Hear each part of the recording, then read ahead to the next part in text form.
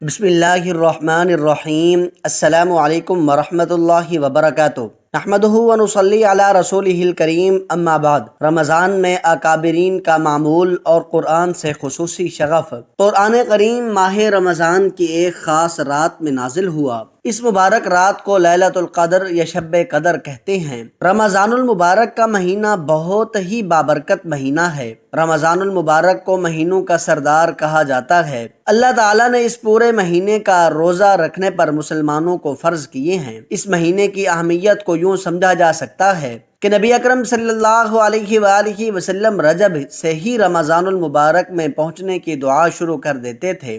آپ صلی اللہ علیہ وسلم دعا کرتے تھے، اے اللہ، ہمارے لیے رجب و شعبان کے مہینوں میں برکت عطا فرما اور ہمیں رمضان کے مہینے تک پہنچا۔ رسول اللہ صلی اللہ علیہ وآلہ وسلم ارشاد فرماتے ہیں، میری امت رمضان کے حوالے سے 5 ایسی چیزوں سے نوازی گئی ہے کہ مجھ سے پہلے کسی نبی کو وہ چیزیں نہیں دی گئیں۔ پہلی چیز، جب رمضان کی پہلی رات آتی ہے، اللہ تعالیٰ اس امت کی طرف دیکھتے ہیں اور اللہ تعالیٰ جن کی طرف دیکھ لیتے ہیں ان کو کبھی بھی عذاب نہیں دیتے۔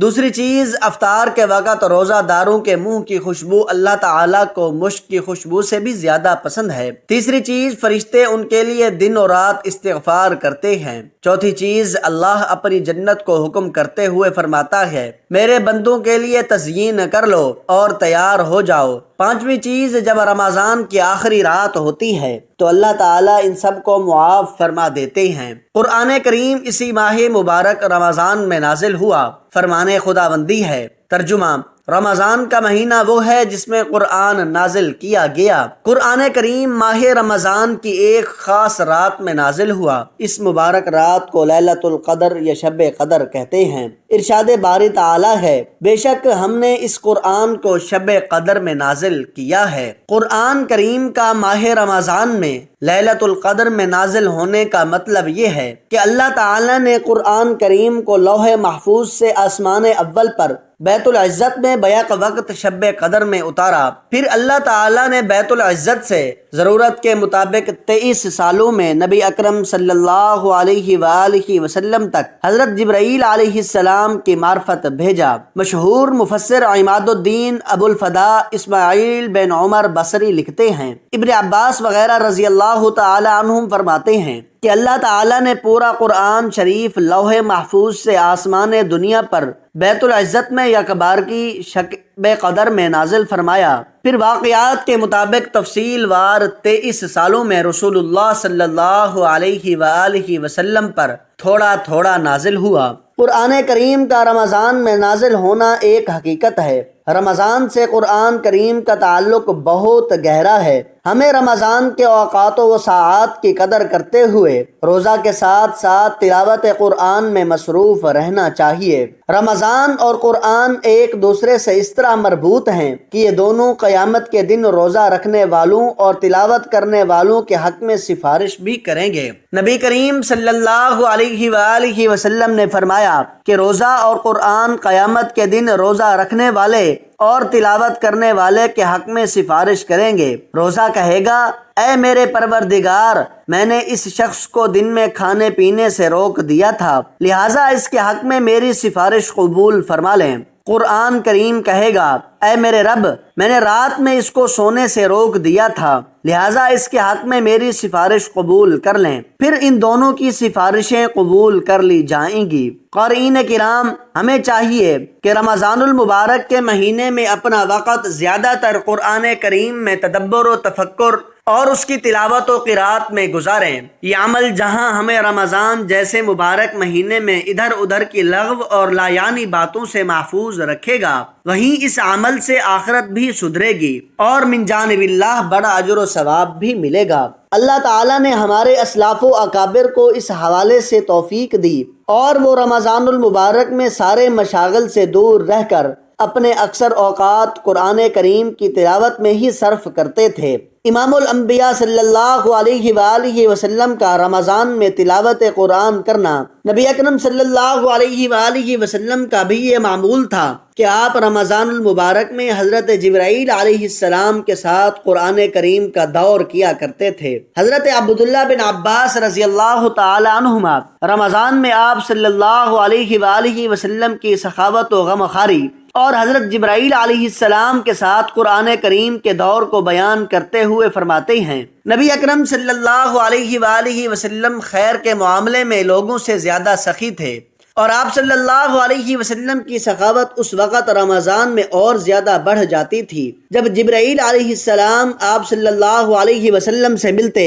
جبرائیل علیہ السلام آپ صلی اللہ علیہ وسلم سے رمضان شریف کی ہر رات میں ملتے تاکہ رمضان ختم ہو جاتا۔ آپ صلی اللہ علیہ وآلہ وسلم جبرائیل علیہ السلام سے قرآن کا دور کرتے تھے۔ جب جبرائیل علیہ السلام آپ صلی اللہ علیہ وسلم سے ملنے لگتے تو آپ صلی اللہ علیہ وسلم چلتی سے بھی زیادہ بھلائی پہنچانے میں سخی ہو جایا کرتے تھے۔ اس حدیث سے یہ بات سمجھ میں آتی ہے کہ رمضان کے مہینے میں جہاں ہمیں قرآن کریم کی تلاوت کرنی چاہیے وہیں ہمیں صدقات و خیرات میں سخاوت سے کام لینا چاہیے۔ حضرت امام اعظم ابو حنیفہ رحمۃ اللہ علیہ کی شخصیت عوام و خاص میں جانی پہچانی ہے۔ امام صاحب کے بارے میں علی بن زید سیدانی بیان کرتے ہیں کہ وہ رمضان میں 60 قرآن کریم ختم کرتے تھے، ایک ختم دن میں اور ایک ختم رات میں۔ حضرت امام مالک رحمۃ اللہ علیہ کے بارے میں ابن عبد الحکیم فرماتے ہیں، جب رمضان کا مہینہ آتا تو امام مالک حدیث کی تدریس اور اہل علم کی مجلسوں سے دور ہو جاتے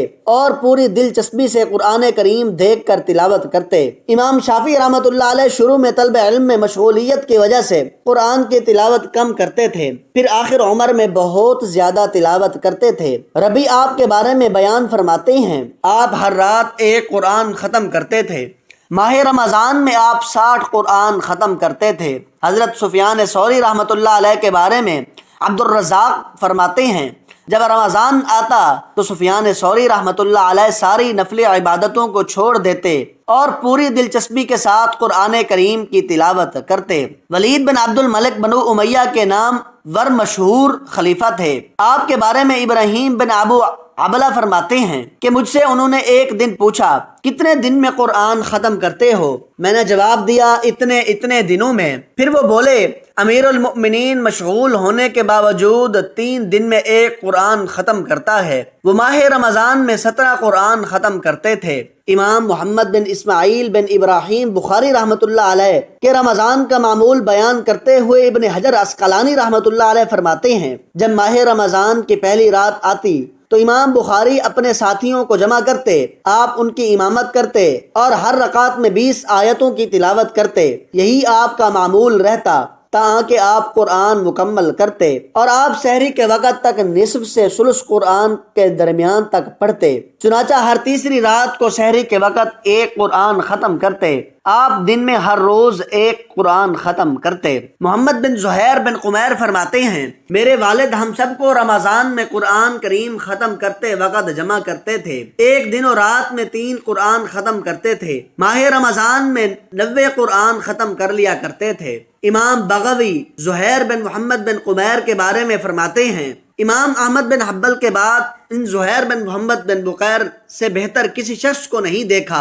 کہ وہ رمضان میں 90 قرآن کریم ختم کرتے تھے۔ مامون الرشید مشہور و معروف عباسی خلفاء میں سے تھے۔ اللہ تعالیٰ نے ان کو علم، حلم اور شجاعت و بہادری سے نوازا تھا۔ انہوں نے خلق قرآن کے حوالے سے علماء کرام پر ظلم کیا، یہ ان کی زندگی کی ناگفتہ بے حقیقت ہے۔ ان کے بارے میں کہا جاتا ہے وہ بعض رمضان میں 33 مرتبہ قرآن کریم ختم کر لیا کرتے تھے۔ ابو جعفر محمد بن عبداللہ فرغانی فرماتے ہیں کہ ابو عباس بن عطا نے فرمایا، اے ابو جعفر، بہت سالوں سے ہر روز میں ایک قرآن ختم کرتا ہوں، رمضان میں ایک دن اور رات میں 3 قرآن ختم کرتا ہوں۔ حضرت قتادہ رحمۃ اللہ علیہ ہر 7 رات میں ایک قرآن مجید ختم کرتے تھے۔ جب رمضان آتا تو ہر 3 رات میں ایک قرآن ختم کرتے تھے۔ جب آخری عشرہ ہوتا تو ہر ایک رات میں ایک قرآن کریم ختم کرتے تھے۔ حضرت مولانا محمد منظور صاحب نعمانی رحمۃ اللہ علیہ، حضرت علامہ محمد انور شاہ کشمیری رحمۃ اللہ علیہ کا رمضان میں قرآن کریم میں تدبر و تفکر کے حوالے سے رقم طراز ہیں۔ علم کی گہرائی اور دقت نظر کا کچھ انداز اس سے بھی کیا جا سکتا ہے کہ حضرت نے اپنا یہ حال خود ایک دفعہ بیان فرمایا کہ میں رمضان مبارک میں قرآن مجید شروع کرتا ہوں اور تدبر و تفکر کے ساتھ اس کو پورا کرنا چاہتا ہوں، لیکن کبھی پورا نہیں ہوتا۔ جب دیکھتا ہوں کہ آج رمضان المبارک ختم ہونے والا ہے تو پھر اپنے خاص طرز کو چھوڑ کر جو کچھ باقی ہوتا ہے اس دن ختم کر کے دور پورا کرتا ہوں۔ یہ عاجز حضرت نعمانی عرض کرتا ہے کہ رمضان المبارک میں کبھی حضرت کے قریب رہنے کا اتفاق تو نہیں ہوا، لیکن یہ معلوم ہے کہ آپ انزل فیہ القرآن والے اس مبارک مہینے میں زیادہ وقت قرآن مجید ہی کی تلاوت اور تدبر و تفکر پر صرف فرماتے تھے۔ اس کے باوجود قرآن کریم ختم نہیں کر پاتے تھے۔ حضرت شیخ الحدیث مولانا محمد زکریا صاحب کاندلوی حدیث اور علوم حدیث کے ایک اہم سکالر کے طور پر عرب و عجم میں مشہور تھے۔ انہوں نے اپنی زندگی کو درس و تدریس، تعلیم و تعلم، تصنیف و تالیف، عبادت و ریاضت اور اصلاح و تزکیے کے لیے وقف کر رکھا تھا۔ رمضان میں کئی سالوں تک آپ کا یہ معمول رہا کہ آپ روزانہ ایک قرآن کریم ختم کرتے۔ آپ رقم طراز ہیں۔ سن 38 ہجری سے ماہ مبارک میں ایک قرآن روزانہ پڑھنے کا معمول شروع ہوا تھا جو تقریباً سن 80 ہجری تک رہا، بلکہ اس کے بعد تک رہا۔ حضرت شیخ الحدیث صاحب کی دادی محترمہ قرآن کریم کی حافظہ تھیں۔ آپ کو دوران حفظ اپنی دادی سے بھی شرف تلمیذ حاصل ہے۔ آپ ان کی تلاوت قرآن پاک کے بارے میں لکھتی ہیں، میری دادی صاحبہ حافظہ تھیں اور بہت اچھا یاد تھا۔ سال بھر کا معمول خانگی مشاغل، کھانے پکانے کے علاوہ ایک منزل روزانہ کا تھا اور رمضان میں 40 پارے روزانہ کا تھا۔ ناظرین کرام، ہمارے اسلاف و اکابر رمضان المبارک میں قرآن کریم کے ساتھ کس طرح چمٹے رہتے تھے؟ دراصل وہ اس حقیقت سے واقف تھے کہ قرآن کی تلاوت اللہ پاک کو بہت پسند ہے۔ قرآن کریم کی تلاوت اللہ تعالیٰ کی خوشنودی کے حصول کا ذریعہ ہے۔ وہ تلاوت قرآن کریم کی توفیق کو اپنے لیے خوش قسمتی سمجھتے تھے۔ ہمیں بھی اپنے بڑوں سے سیکھ کر قرآن کریم کی تلاوت کو شب و روز کا معمول بنانا چاہیے۔ خاص کر رمضان المبارک کے مہینے میں ہمیں پوری دلچسپی اور لگن کے ساتھ قرآن کریم کی تلاوت میں مشغول رہنا چاہیے۔ اگر ایک شخص ساری نفل عبادتوں کو چھوڑ دے تاکہ وہ تسبیح و تحلیل اور دعا وغیرہ کو بھی چھوڑ کر صرف تلاوت قرآن کریم میں مشغول رہتا ہے تو اللہ پاک اس کی ساری مرادیں پوری فرمائیں گے۔ تلاوت قرآن میں مشغولیت کی وجہ سے دعا بھی نہیں مانگ سکا تو اللہ تعالیٰ اس شخص کو وہ چیزیں بھی عطا فرمائیں گے جو مانگنے سے رہ گئی ہیں۔ ایک حدیث قدسی ہے، ترجمہ: جس شخص کو قرآن کریم میرے ذکر اور مجھ سے مانگنے سے مشغول کر دے میں اس شخص کو اس سے بہتر دیتا ہوں جو میں مانگنے والوں کو دیتا ہوں۔ رمضان کے مبارک مہینے میں اکابر و اسلاف اور علماء و صلحاء کا قرآن کریم میں تدبر و تفکر اور قرات و تلاوت نظر قارئین کیا ہے۔ وہ قرآن کریم کے ساتھ ان کی دلچسپی، شغف اور محبت و عقیدت کا بہن ثبوت ہے۔ ہمیں بھی خود کو قرآن کریم کے حوالے سے کچھ اسی طرح کی جد و جہد اور سعی کوشش کرنی چاہیے۔